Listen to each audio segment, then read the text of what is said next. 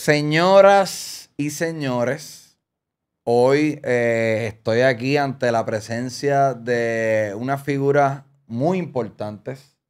Ahora mismo los atletas más importantes en Puerto Rico, hoy por hoy, están en Gallimbo Studio.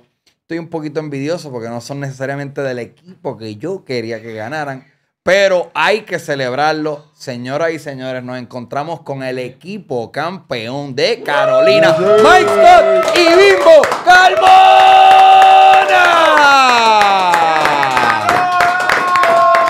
Y también agraciados de Hector Orta, el apoderado de Carolina.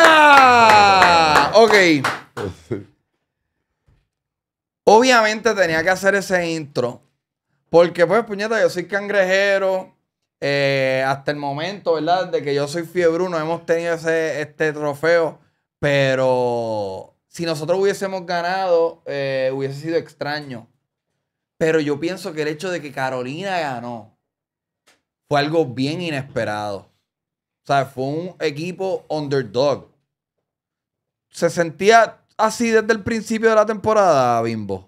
Sí, obviamente desde el principio el equipo empezó a trabajar juntos, enfocado con una sola meta, que era obviamente el campeonato. Sabíamos que no contábamos con Tremont a lo primero, ni con George Condit, pero nada, nosotros nos enfocamos a preparar el equipo, a mantenernos enfocados en lo que ellos llegan, que ellos se adaptaran a nosotros, al trabajo que nosotros estábamos haciendo, los criollos, como nosotros decimos, la pretemporada. Y cuando ellos llegan al equipo ya se adaptan. Y nada, la meta era quedar campeón. Ellos saben que el año pasado nos quedamos bien cortos. Y nada, esa era la vuelta. Nosotros mismos nos creíamos ante todo Puerto Rico, como uno dice por ahí, porque estaban diciendo. Ajá. Ok, Mike Scott, congrats for your MVP. Congrats for the championship. I want to speak afterwards a similar question to Hector, but you weren't in the team from the beginning. Yeah. Were you aware of this league? I mean, I watched some YouTube clips, saw stuff from social media, but I wasn't really familiar a lot. And my agent called me about an opportunity here. I was finishing up in France, and I wanted to take advantage. I felt like I was still in good rhythm, and I had no clue what I was getting myself into, but I'm glad I did it. I'm very glad I did it. It's super cool to see a refuerzo, a foreign player, give it his all. Yeah. And you definitely meshed well with the team. What do you attribute that to? My whole career in the NBA, I've been a role player. So being a team guy, a great locker room guy. So, just being myself. I didn't really have to change much. My role just became a little bit bigger, but as far as, anything else, I was just being myself out there, being a locker room guy, being genuine, being happy-go-lucky, being serious at times we need to be, but for the most part, just being me. I have a great question here. Maybe it doesn't mean anything to you, but the team here, when we were brainstorming questions, this one made it. What was your welcome to the league moment? My welcome to the league moment was my rookie year. We were playing the Boston Celtics, KG, Paul Pierce, Kendrick Perkins.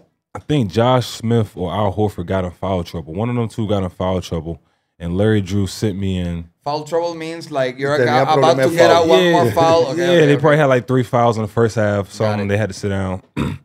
And I'm running to the table, and all I could hear was Kevin Garnett say, "Who's the next test dummy? Who's next? What motherfucker's next? What's the next test dummy?" And here I am running in as a rookie. I'm like, me, I am.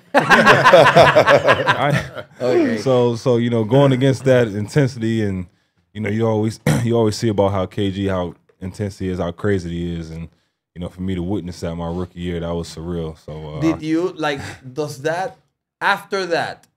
Do you play shitting in your pants? Like, are you scared about? I don't want the ball, please. Yeah. I don't want to touch the ball. Nah. I mean, for me, I don't think I will ever be scared. But it was just like, damn, the stories are true. This motherfucker is crazy. Okay. Like, talking to himself, he hitting himself in the head. He's spitting, and You know, coming from college, you didn't see that. So the stories were true about Have KG. you, after the fact, is KG an acquaintance? Nah, probably not. Well, Okay. I have another story. Okay. It was the next year, or either next year or year after that, when he went to Brooklyn, when he went to the Nets.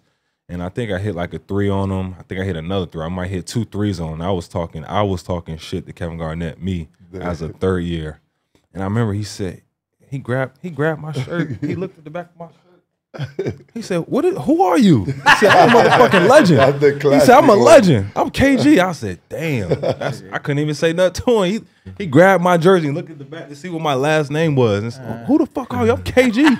I said, oh my gosh, man. That's cool. I couldn't say nothing to him, but I did get my 2 threes off on him. So. Okay, that's better than the other thing. Okay, Hector, primero que todo, yo sé que hay un equipo técnico bien importante, pero quiero felicitarte. Lo que ha pasado con la franquicia de Carolina es cabrón. Y te quiero preguntar de todo eso, pero como estaba hablando con Mike no estuvo. Mike entra en mayo. Final de mayo. ¿Cómo? O sea, háblanos un poquito. Yo creo que a la fanática le gustaría saber cómo es ese joseo de, mira, este tipo, una posibilidad. Habían salido de Sheldon Mack. Yo hablé mierda de esa decisión en este podcast. Yo dije, qué bruto. Qué bruto es Carolina. Dejaron, ¿sabes? ¿Cómo llega el awareness de Mike y cómo se toma la decisión? Lo que nos puedas contar. ¿En inglés o español? ¿De en inglés? ¿Para que escuche? Sí, por favor. I'll do it in English. I think last year he was with another agency. Another agency represented him, and his name was mentioned, Mike Scott.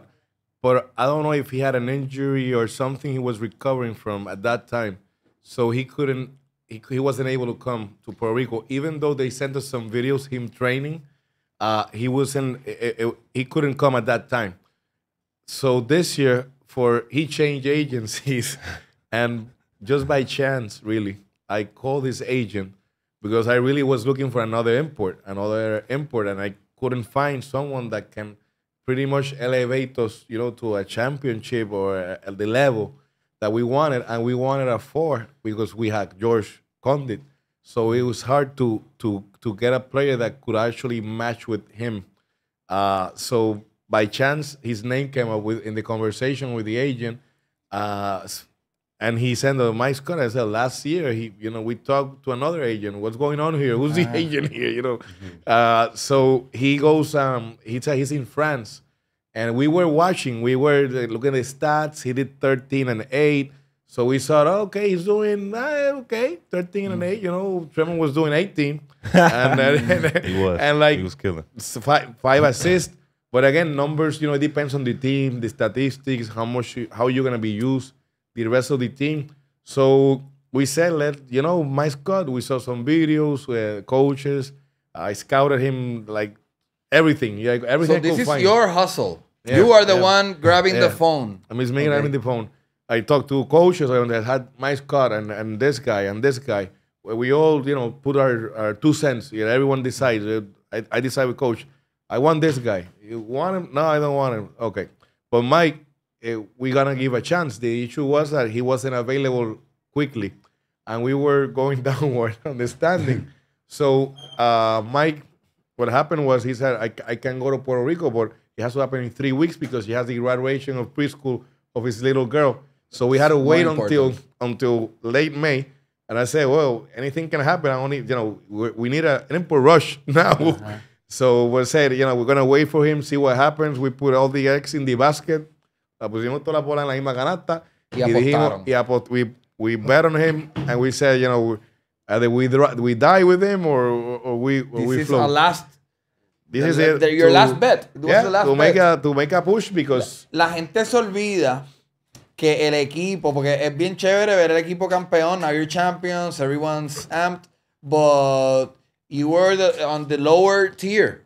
Era el equipo que está... Bueno, se enfrentaron con Quebradilla, que era el equipo número 1. Se cruzaron. Así como funciona. Se cruza el más duro con los más flojos.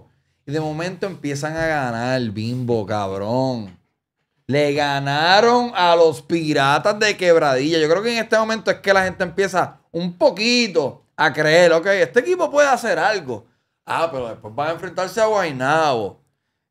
le ganaron a Guaynabo. Tú sabes que yo por mi experiencia en la liga, yo he aprendido a no subestimar a los equipos. ¿Entiendes? Yo creo que, que eso fue algo que los equipos hicieron con nosotros. Nos subestimaron mucho por el récord que teníamos, pero ellos no sabían el trabajo, como te dije, que nosotros hicimos en la pretemporada, los jugadores que se integraron, como lo que es Mike, como te dije, Condi vino, que quería quedarse con todo. Y cuando él vino aquí a Puerto Rico, yo, Condi, tú tienes que ser Piculín Ortiz, ¿entiendes? Y parecerse a él. Tú eres el centro de la selección nacional. Tú tienes que romper en FIBA y romper el BCN, como lo hacían Carlos Arroyo y Piculín Ortiz, ¿entiendes? Igual a Tremont también, muchos consejos. Y éramos los underdogs, ¿entiendes? Y cuando Quebradilla le toca contra nosotros, ¿qué piensan ellos? No, nos vamos a limpiar la Carolina. Todo el mundo está pensando esto. Y no sabían que nosotros estamos allá. No, tú estás loco. Nosotros vamos para que nos toque, los vamos porque nosotros somos de Carolina, ¿entiendes? Y nosotros vamos a representar al equipo y tenemos hambre. When you were headed towards the quarterfinals with Quebradillas, what was the locker room speak? You were headed against the top team. Like, what type of conversations happen behind the scenes? Like, what I want to talk about is Carlos. Yeah. Definitely a special guy. Estoy hablando de Carlos, el coach, tipo que ha ganado en 3 ocasiones con 3 equipos diferentes. Algo especial tiene. Y trabajar con nosotros, el equipo de nosotros es bien difícil, oíste, Chente. Todo el mundo tiene diferentes características, ¿entiendes? Y a Carlos, trabajar con cada uno de nosotros también hay que dársela ahí, ¿entiendes? Porque no está fácil. Pero no, ¿qué él lo que tiene, él bien. sabe hablar bien, es saber cómo hablarle. Yo no le puedo hablar a Mike Scott de una manera como le voy a hablar vamos a decir, a Jesús Cruz, ¿entiendes? Cosas así, ¿entiendes? Saber jugar con la psicología de los jugadores y él para eso tiene magia, yo digo. What can you tell us about Carlos's way of coaching? Do you consider him like a good psychologist type, knowing how to talk to everyone, or like a strategist, or? I mean, to me, he's all the above. He has different characteristics. You know, it's like a player's coach. He knows how to relate to players. But you know, in that first series, man, I guess, you know, the underdog mentality. He just kept preaching to us and staying together. And that we go in that game 1, we win that first game, and we kind of shocked everyone, and we got everyone's attention. And we go into that game 2, we go up 2-0. And really, that's how it went. Yeah, yeah. First round was 2-0. We went up 2-0, and I think, you know, we kind of got everyone's attention on that one, and even ourselves. You know, that gave us a lot of confidence as well to keep going forward. So, yeah, man, it was a great And were run. you like, I know this is your job and it's a game, but it's a serious job. I don't doubt that the pressure can get maybe super high sometimes. But do you have fun? What's the fun part of it? For me, the fun part is going into someone's arena and winning against the fans, and you get to blow kisses at them. Oh, yeah. You're a great blower of kisses. You got like, Yeah, man. He was you know, he was talking a little crazy, so I had to, you know, give him a little showmanship. And you know, after I hit that second 3, I didn't really hear from him again. That's how usually people behave. Yeah. So. And how do you compare crowds in PR versus NBA crowds? You know, NBA. NBA crowds, I'll say, in the postseason, it can get intense, it gets wild, it gets hostile, it gets crazy. But you know, since the day one, since I got here, before the playoffs, it was like that here in PR. Even on the road, you know, going to play in other arenas, it's just, you know, the fan base, the people here. The culture is more intense. They love it, man. They feel like they want to be on the court. And you know, NBA is more entertainment, more show. You know, some people might get there a little late. You know, get there, you know, first quarter. And PR is different, man. It's different. Can you tell us about knowing that LeBron James is in the house, in the building, and I think it was game 1. Game one of the finals. You were in Bayamón, enemy territory. All of a sudden, LeBron James I wasn't there, but I'm sure like the whole vibe in the place must have changed. No, yo se lo dije, yo lo sabía antes del juego, a mí me lo habían dicho, yo se lo dije a 2 o 3 jugadores. Tampoco se le dio, porque yo dije, mira, es embuste, tú me estás mintiendo. Y se lo dije a 2 o 3.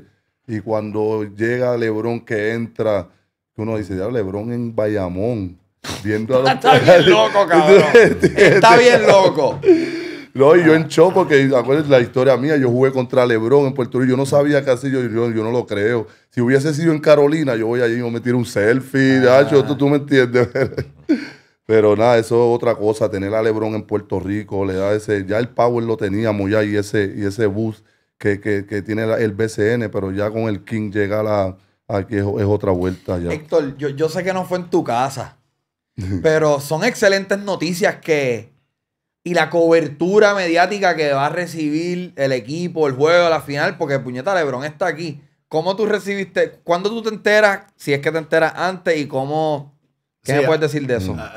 I knew that LeBron was coming to the game because they had told me already before it. But all the attention was on him, not on the game and on the team. So I think it's a little bit of distraction for them. And I think it was motivation. It was more of a distraction maybe for Bayamón. For Bayamón, yeah, for Bayamón and the fans. And I think that fueled Mike a little bit because Mike played against LeBron, and he guarded him. And I don't know if you saw cuando LeBron said hi to Mike, he goes like this, and Mike, I don't know what he said or you said, but it was eye between them, eye contact between them. So I think esa fue gasolina para nosotros, ¿entiendes? Para el equipo nosotros, de que vamos para encima. Y ellos como que estaban en los selfies, en la distracción, y ahí nosotros ganamos ese juego. Did that moment maybe give you some fuel to beat Bayamón? To beat him, I wanted to beat him if LeBron was there. If he wasn't, you know, like 6 points in a row. Tiraba todas. Chente, sick. That's your bucket. Yeah, you know what I'm saying. That moment right there, that was good, man. LeBron is one of the greatest. So he said, "Yo, Mike, you a fucking bucket." Went down, had to get a couple more buckets for that. But man, that was great. That was a great moment. Ok, pues Bimbo, quiero hablar, obviamente, toda la historia del equipo. Una palabra que se ha usado muchas veces es una historia de Cenicienta. Porque, puñeta, es el equipo underdog. Nadie hace 2 meses hubiese visto a Carolina y dicho, estos cabrones van a ser los campeones. Pero tú y Philly tienen una historia más cabrona que el resto del equipo. Ustedes han formado parte del equipo antes del descanso de 12 años que, ¿verdad? Ustedes rescataron. En el 2008 fue la última temporada y el equipo llega subcampeón, tengo entendido. ¿Contra quiénes fue? Contra Arecibo. Capitanes. Pasan 12 años. 12 años, cabrón. ¿Sabes? 12 años, un bebé es casi adolescente. Tú estás en el equipo nuevamente, ganan el campeonato y tú cierras el juego junto con Filiberto, que también está en el equipo. Cabrón, no puedes... Si esto es una película, no te la creo. Si yo una película que tiene esto, ay, qué fucking mierda. Eso es lo más cabrón de esto, que hablamos de lo de la película que hicimos antes de la temporada. Brother, nos quedamos cortos el año pasado. ¿Qué tú crees? Este año lo hacemos. Y mira, llegamos campeón y tú ves como que eso se pone junto y todo fue como que sin planearse, tú me entiendes, se salió planeado, estamos ganando, entramos yo y Philly. No, otra cosa. Y ese es un flashback, ¿no? Quedarnos cortos ese 2008, ese campeonato y la fanaticada esperando tanto tiempo. Nosotros en otros equipos, cada vez que somos de Carolina, cuando Bimbo, es decir, como si nosotros fuésemos dueños. Voy para Carolina, traiga un equipo. No se puede, pero... Ahí llega Hector, que nada, el MVP del pueblo es Hector Orta, ya nos contacta a nosotros y decidimos cerrar en Carolina, que más en nuestro pueblo, frente a nuestros familiares, nuestros barrios. Es bien especial, esto es bien especial. Y la fanaticada de Puerto Rico, de Carolina, se merece eso. Me gustaría saber, y yo creo que a toda la fanaticada le gustaría saber, ¿qué les dice Carlos esos últimos, en ese cuarto quarter? ¿Sabes? Porque hay algo simbólico bien bonito ahí. ¿Sabes? ¿Cómo fue esa conversación en el banco de, ok, cabrones, disfruten esto, ¿Sabes? Estos son tus últimos minutos de una carrera de ¿cuántos años? 22. 22 fucking años, Bimbo. ¿Sabes? Gózate esto. ¿Cuál es tu mindset entrando a esos últimos minutos? Obviamente la fanaticada, cuando nosotros vamos parándonos desde el banco, ellos empiezan a gritar, que eso es otra cosa especial, ¿entiendes? Esa ovación de Carolina y los de Bayamón. Yo y Philly jugamos en Bayamón, ¿entiendes? Que hay mucha gente de Bayamón contento por el triunfo de nosotros, aunque no haya sido con su equipo. Y nada, Carolina, como te dije, Chente, esto va a ser para largo, este campeonato. Todo el mundo, oye, los que no iban a la cancha, estaban yendo, todo el mundo, Carolina en todas las esquinas. No, otra cosa. Estamos bien contentos. ¿Cómo ves al equipo? Y Héctor, me gustaría que participes de esta respuesta. Going forward. ¿Sabes? Es un equipo bien joven. ¿Sabes? Pienso yo, hay un montón de... A mí me encanta Yomar, Jesús, ¿sabes? La palabra dinastía está un poco cabrón. Dinastía, que hayan ganado un sí. campeonato y nosotros los boricuas yo creo que somos así bien... ¡Ah! La palabra dinastía se ha utilizado. ¿Cómo tú lo ves? Perdón. No, obviamente, cuando tú ganas, pues lo más difícil es repetir el año siguiente, ¿no? Repetir el back to back, pero nada, eso está en el trabajo del equipo. Tenemos unos excelentes coaches que saben lo que están haciendo, el staff. Nada, yo digo que el equipo de Carolina, si seguimos con las mismas piezas que tenemos y vienen más copos, por supuesto, y fees are not import. No pressure, Mike, but you better come back. No pressure, but nobody can fuck with us. Hector, how do you see the team going forward? I see, maybe this year we weren't, favored to win at all. But I think in the next couple of years, we have a young core that wasn't supposed to win this year, but they did. So I think it's keeping the core together, maybe adding a few more guys here and there, but we have a good shot of defending the title for years to come. So and be a competitive every year, contender. So can you tell us a bit about, because when Bimbo talked, he referred to you as like a key player, obviously, in the rehashing of this team. How did this come about? 3 seasons ago, there wasn't... Carolina was 12 years with no team. How did that come about? It was on the, I had good friends with Ricardo Dalmau, and when prior to Burbuja, I was already trying to see if I get in, because I was raised in BCN as a little boy. I played basketball, played baseball. I didn't miss a game. I went to the courts everywhere. So I've been in that ambience before. And I saw many people win championships. And I said, one day I'm going to be there. And Are you a Carolina native? No, I was born in Caimito. Okay. En Caimito, donde Tito Trinidad. Okay. And my family is from Ay Bonito. So you were a Met? I was a Polluelo. I was a Bonito Polluelo, and that was my team because my family is from there. Okay. And when I moved in, I was a Met con Quijote, Fico, Sosa. Okay. And then, but I remember in 2008, my father-in-law is from Carolina. He played volleyball superior in Carolina. And when I went to the finals in 2008, I was at one of the finals games. And I saw the crowd, I saw the fan base. Vi la fanaticada, vi el calentón iniciándose, ¿verdad? Lo que es su máximo apogeo. Y dije, esta gente, porque no tiene equipo aquí? Pues it was 12 years from that there was no team.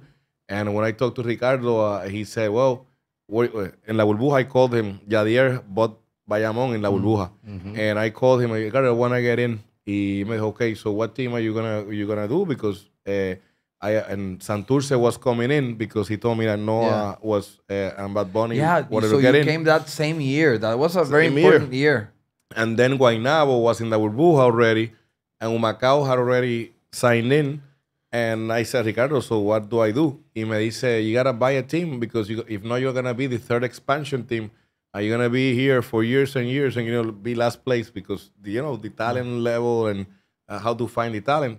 And he told me, so I need to talk to the owners. I called every owner to see who was selling, quién vendía un equipo. So I called everyone, I found Fellow in Fajardo. And he told me, and I said, Fellow, I want to buy your team. I met with him, and he said, I cannot sell you the team. Y yo le dije, why? Well, because you want to move it to Carolina. Because Carolina was the only team in the Metro that I consider Metro with a strong fan base. Because Carolina is a combination of pueblo con ciudad. You know, similar to Bayamón. Similar to Bayamón. It's not Guaynabo, it's not Santurce. It's totally different crowd y fan base. So I called Fellow, and Fellow told me, give me 1 or 2 months because I have 2 other buyers from Fajardo that want to buy the team, and I'll keep it in Fajardo. So I called Dalmau and I say, I'm not going this year, apparently. Probably next year I'll be expansion then. But Fellow called me like a month prior to starting the season, and he said, the 2 deals fell off. I'm going to sell the team to you. But I'm moving it. And he said, okay. So I brought the team over to Carolina, and I did it because I thought always that the fan base, if I was able to levantar a todo el mundo las pasiones y a la fanaticada, that we're going to be a strong fan base, and that's the reason I got to Carolina, because of the people. Your first 2 seasons were tough seasons. What's the toughest thing about having a team? The toughest thing was that in the first year, I didn't, since I was approved a month before to start, un mes antes de empezar la temporada, yo no tuve free agency, no free agents, no draft.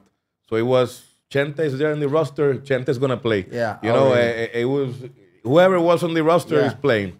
And I think that was the toughest part, because I'm not saying it wasn't my team, but I wasn't able to build it. Yeah. So I had pretty much to looking at the bench, and I said, Jesus, I'm fucked right now. You know, what do? I don't see that I can really build right now with what I have, respectfully, a championship caliber team. So I got to start from zero somehow and start building little by little.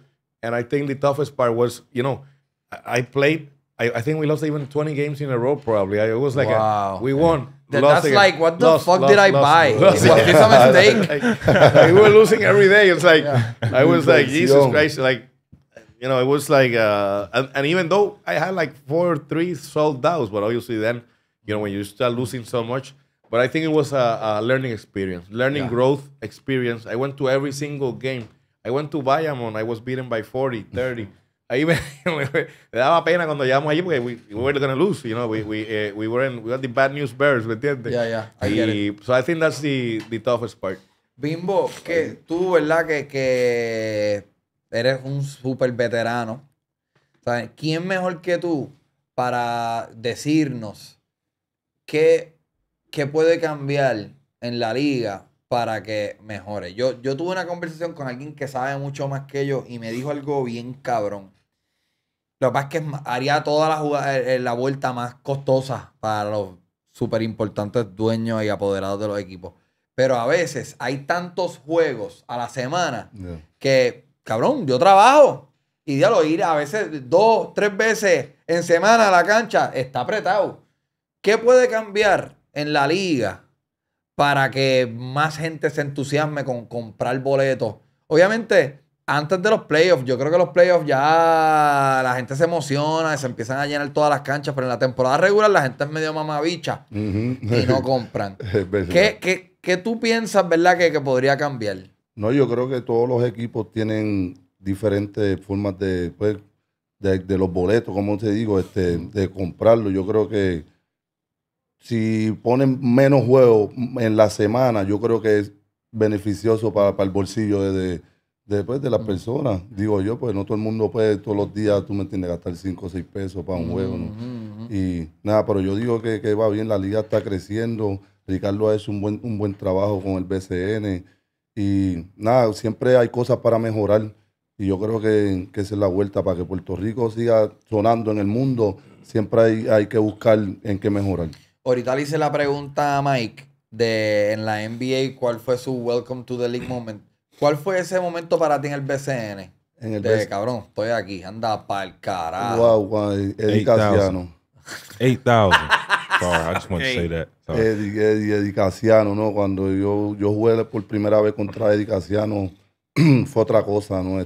Yo de rookie, yo defendía mucho, ¿entiendes? Antes, pues, yo vine a la liga como un jugador defensivo.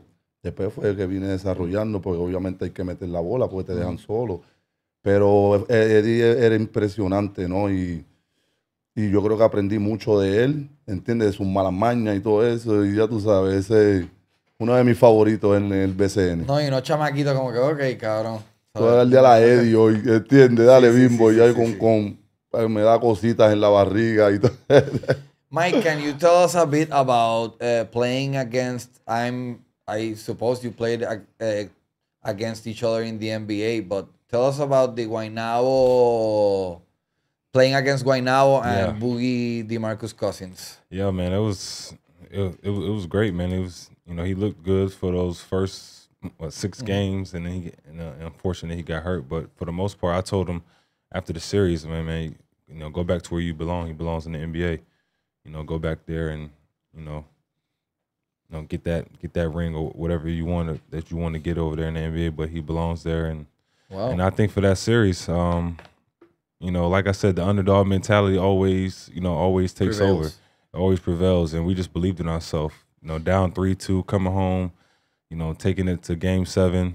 Like I said, he did get hurt, which probably changed a little bit, but whoever plays has to play. So we can only control what we can control. So we want to beat them with Boogie. Yeah, that's true. Okay, so we talked about Boogie. We talked about a lot of things. Yeah. What's up with you? What do you see yourself doing in the future? Continue to play basketball. I just turned 35, but I still feel like I can play till I'm 40 and so on. So I want to definitely come back here and play for Carolina and defend our championship. And I'm from Carolina now, so I'm from.